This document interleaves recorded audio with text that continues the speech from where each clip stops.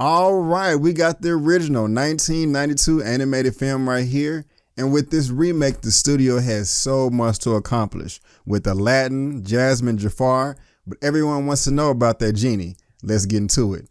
My name is Brandon Keith Avery, and this is just my opinion.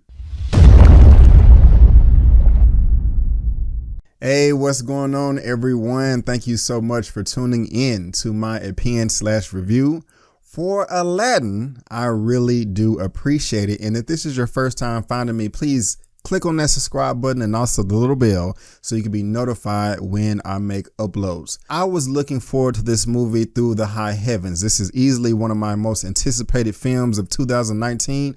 And I'll be honest with you, with the first few trailers that dropped, I was a little worried. I went into this film not really knowing what to expect. I did not want Disney to butcher my childhood, so I had some things on my mind. Now, this film is being directed by Mr. Guy Ritchie. If you're not familiar with his work, he did The Man from U.N.C.L.E., which came out in 2015. Didn't do too well at the box office, but I was a big fan of that film.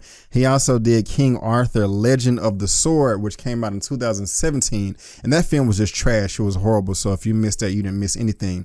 But he's also the director of the Sherlock Holmes franchise with Mr. Robert Downey Jr. And I love both of these films. And so while I was a little bit worried, I also was going in, okay, hey, this is Guy Ritchie. I think this guy has a good handle on the property. I think he's going to do a good job. So let's go ahead and talk about the good. First thing I want to talk about is the casting. So we have Aladdin played by Mr. Mena Masad. He is an Egyptian brother. It was funny. He was born like the year that the original animated cartoon came out. And I thought he was perfectly cast in this role. He looks the part, all of his characteristics and mannerisms. It felt like Aladdin to me. I had no qualms with his casting at all and think he did a great job. Now we want to move over to Miss Jasmine.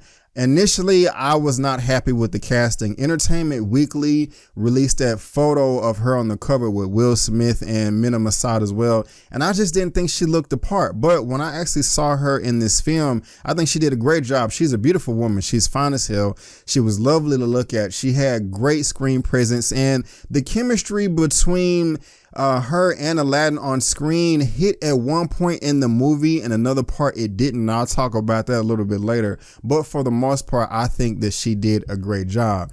Now, another popular character is Jafar, played by Maran Kanzari. Now, he is completely different from the animated cartoon right here. In the animated cartoon, he's tall, he's sleek, he's slender. He just has a dark presence about him. And in this adaptation, in this remake, he doesn't come across that at all. A lot of people complaining that he's a pretty boy, and I want a Jafar that's more sinister and evil looking.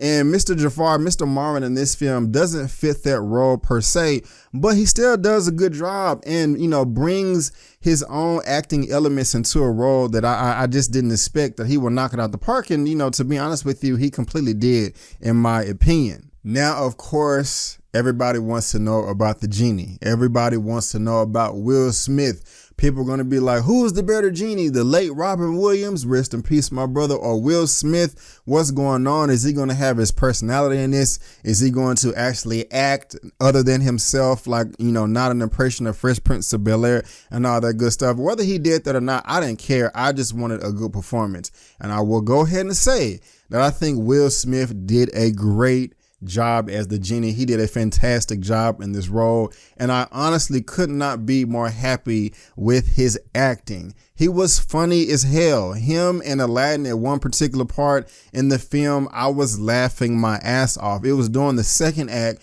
where him and Aladdin showed up in Agrabah, and they were doing the, Prince Ali, introducing himself to the city and to the palace and to Jasmine and the Sultan. Best scene in the entire movie, hands down, no questions asked. I was loving it. I was loving the songs. I was loving the beats. I was loving the music. I was loving everything. And while I was just like Seriously, I don't think I almost broke my neck while I was watching this movie because I was bobbing my head so hard, jamming. You know what I'm saying? Like, man, I ain't jig this like this hard and forever. It was just that good. So everybody involved in this scene right here, they really knocked it out the park. And then as he's going to introduce himself to Jasmine and, you know, just kind of strutting his stuff and things like that. Hilarious scene. I mean, like me and this girl next to me, we didn't know each other, but I promise God, we were like laughing the loudest in the whole entire theater. And everybody else was laughing too. You know, and when I was looking up some information for this film, Will Smith said that he was terrified when he was playing the role as the genie because, of course, you know, Robin Williams as the genie, that's one of the most beloved characters of all time in fiction. And he didn't want to butcher that, you know, understandably so. You know, I get it, you know, but he said that he was able to find his own lane to, you know, pay respect and tribute to Mr. Late Robin Williams and the genie, but also add his new, like a different type of flavor, a different type of style, some hip hop vibes here and there that we all know and love Will Smith for. And the little mixture that he came up with in the lab and, you know, gave to us in this film, I thought it was great. And so when you tie that in with Mr. Minamasa with Aladdin, they had great chemistry on screen and I loved it. I mean, I want to go see it again just to see these two interact with each other. Now, another great thing about this film is the costume design. They really went to town. Everybody was fly in this movie looking good. Even if you was a street rat, a hobo, somebody homeless, you know what I'm saying? You had a dope ass costume. So whoever is behind the costume design in this film, kudos to you. 2 thumbs up because you did a hell of a job. Next thing that I loved about this film was Agrabah itself, the palace in the city with all the townsfolk at nighttime. It looked great. It looked real. It looked tangible. It looked like the characters were really there. And things really started to pick up more when the characters got to the Cave of Wonders and Will Smith, the genie, came out of the lamp. That's where things stepped up to the next level for me, especially with the effects. When Will Smith is going around as the genie using all of his powers and zipping and zapping with the smoke. Well, he doesn't have any feet, you know, he's a floating genie, but he has like a blue smoke cloud up under him. When he's flying and zipping around everywhere and doing his magical hands and things like that, zapping things into place, I liked it all. It looked great. I thought it would be corny, and corny in a bad way, just not believable, but you know, it was believable. I liked it, even though it was magic, you know, so they did a great job there as well. And the last thing I want to talk about as far as the good is concerned is the dancing. Every time somebody was dancing in the film, you know, I was feeling it or whatever. I was, like I said, I was bobbing my head, going back and forth in my seat, trying to mimic the moves. And when you can get me dancing in my seat like the characters on film, I mean, hey, you got something good on your hands. So again, I got to give everybody 2 thumbs up. Kudos there. All right. So now I talked about the good. We have to talk about the bad. And to be honest with you guys, there are a number of bad things in this film. And I just have to be honest with you. The first thing is, one of the things I talked about that was good was the set design for Agrabah at night. It looked real, it looked tangible, but in the daytime, it failed miserably, in my opinion.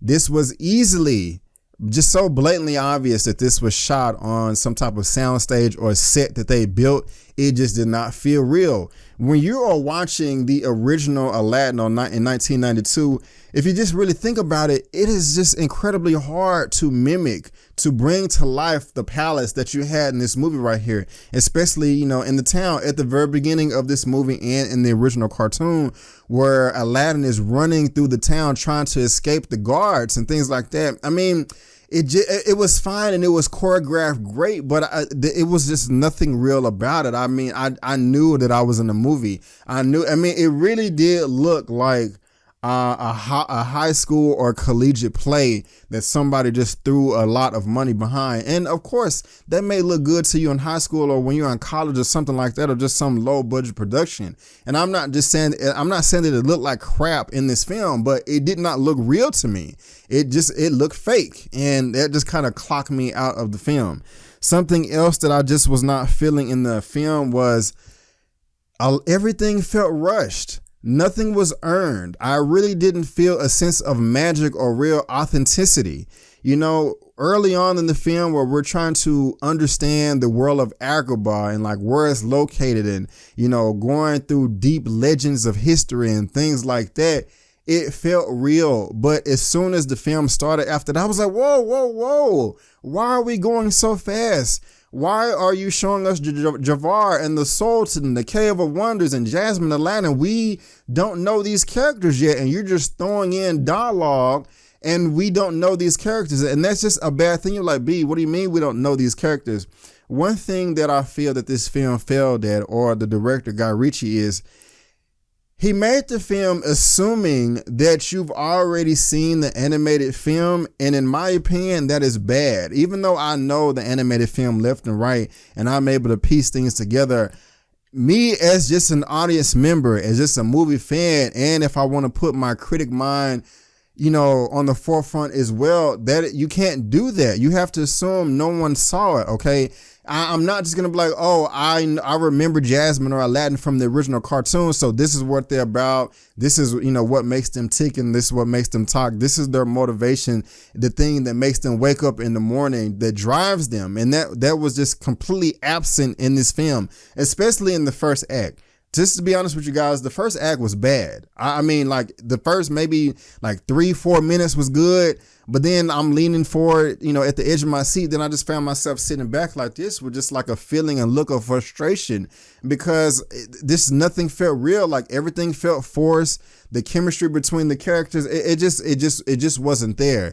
Things did pick up in the second act, especially when we got to the Cave of Wonders. But up until that, I was very frustrated and I was disappointed. Something else that just blows my mind that I just don't understand is that the visual effects house that is behind this is Industrial Light and Magic, ILM. Correct me if I'm wrong in the comment section, but I believe that was originally founded by George Lucas with Lucasfilm way back in the day. But we all know now that Lucasfilm has been acquired by Disney.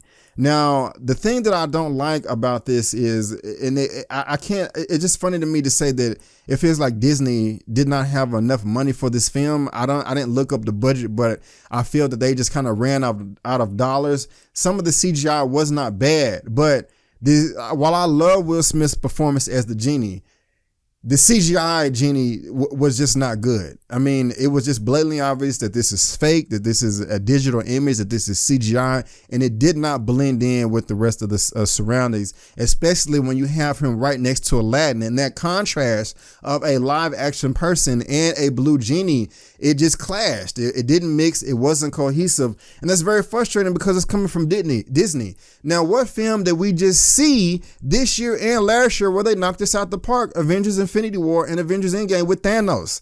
Thanos was a completely CGI rendered character, and he looked real. He looked real as hell. I mean, if you put when it was on Titan, when Thanos was stabbed Iron Man in the chest, and he was like, I have respect for you, Stark. And you got Thanos' face and I'm finna say Aladdin's face, Thanos' face and Iron Man's face, Tony Stark's face, like right there, next to each other in the same shot. It looked real, but in this film right here, it looked horrible. And I'm just like, oh my gosh.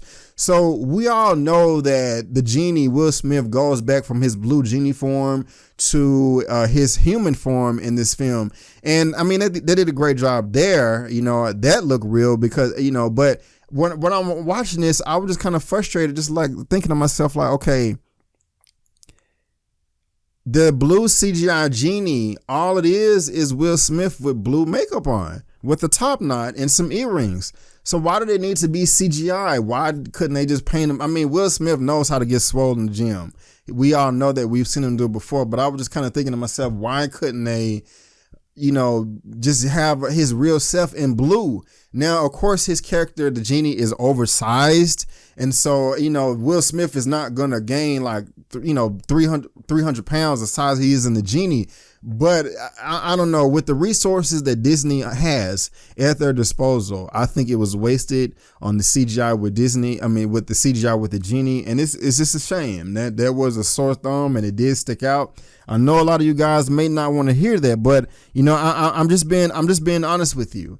Now, another thing is just the grand scale of everything in this remake. And now, mind you, I keep saying remake because this is a remake. This is not a reboot. This is not a reimagining. There is just some things that you cannot remake in this film. For example, towards the end of the 1992 animated film, where Jafar gets his power as one of the as a sorcerer, he puts Aladdin in that tower and hits it like a golf ball, and the tower shoots up like a rocket and flies across the earth. You're not going to have that in a live action film. I mean, you could do that if you wanted to, but that's just a lot of bread that I don't think that we're going to spend on this, that they spent in other parts of the film. Now, I say that it's they put the money in other places that were necessary, but when you don't have things like, you know, a tower rocketing off into space across the land, or a number of other things that are in this animated film, it just doesn't measure up. You know, you feel kind of underwhelmed. You feel a little bit unsatisfied. And, you know, that's just a bummer. But going back to the characters' performances, things did pop up better for me in the second act, especially with the acting. But, you know, prior to that, especially in that first act, like you're just not getting to know anyone. They're just like, it's just like, whoa, slow down. I have never, ever just begged for more dialogue because I wanted them to flesh out a scene. And just a lot of stuff in this film just seemed rushed. Like, I really feel like Guy Ritchie was nervous when he made this film. Like, oh my gosh, I got Aladdin right here, man. The pressure's on. I can't mess this up. You know what I'm saying? A lot of people love this movie, so I'm gonna try to make it the best movie I can, you know, to the 1992 version. So, I mean, I gotta check this box. A lot in this film just seemed like he was just checking off a box just because, you know, he wanted to cater to the original. And when you do that, you don't have a true foundation to stand on. Make a film that you believe in without having to try to check box like, oh, in the original, he said this line, so we got to put it in the film. In the original, they sung this song, so, you know, we have to put it in the film. And when they were singing the songs, that was about 3 or 4 songs to where I was really feeling it. But some of them, I was just like, okay, no, this is just not working for me. It just seems forced. They're just putting this song in the film because it was in the original. And yes, I was singing it, you know, recited in my head and things like that. But, you know, there were just a number of instances where I just was not feeling it and things felt rushed. And the last thing that I'll talk about real quick is in the original film, I loved it, of course. One of the things that I loved about it is the amount of corniness that it had in it. And I'm a corny guy and I love corniness. What I mean by that is, you know, like, we got the monkeys. You know, that's corny or whatever, but I'm in my mid-30s. I would still do that as I'm watching the animated. I did it as a child. I'll still do it today. I watched this film like a few months ago and I was doing it at home on my couch. That's fun. There was nothing like that in this film. Or, you know, at the very beginning of the animated film where the guards are chasing Abu and Aladdin through the city and he's trying to escape because, you know, he stole the bread for Jasmine or whatever. You know what I'm saying? Like, Abu pulls out a sword and he's like, huh. And then the guards are like, oh my God, he has a sword. And the guy's like, you idiot. We've all got swords. And they're like, huh. You know, that's corny or whatever. And it's funny and it's clever. There was nothing like this in this film. I mean, it's like they just skipped over all of that. All of the little corny nuggets that made the original film great. It was absent in this film. It was lost, never to be found again. So I know I just listed a number of bad things that I just did not care about in the film. I still enjoyed it, guys, and I think you will too. Who is the better genie, Will Smith or Robin Williams, the late Robin Williams? Which film is more superior, this 2019 remake or the original 1992 animated film? The original 1992 animated film by far. However, you will still enjoy this film. If you have never seen this right here, you're going to love this remake. If you've seen this and this is one of your favorite films of all time, you're not going to love it as much as the animation, in my opinion, but you're still going to have a good time. Especially at the end, there was a little musical number that made me like the film a little bit more. So if I had to rate Aladdin out of a 1 out of 10, I would give it a 7 out of 10. Yes, a 7 out of 10. But guys, that is just my opinion. Have you seen Aladdin yet, or do you want to see it? Let me know down in the comment section below. Do you agree with me or you disagree? Let's get this conversation going and keep it flowing. If you like this video, go ahead and give me the thumbs up. If you don't, that's fine, but you can still subscribe to my channel. You can also look me up on social media, Facebook, Instagram, and Twitter, all that good stuff.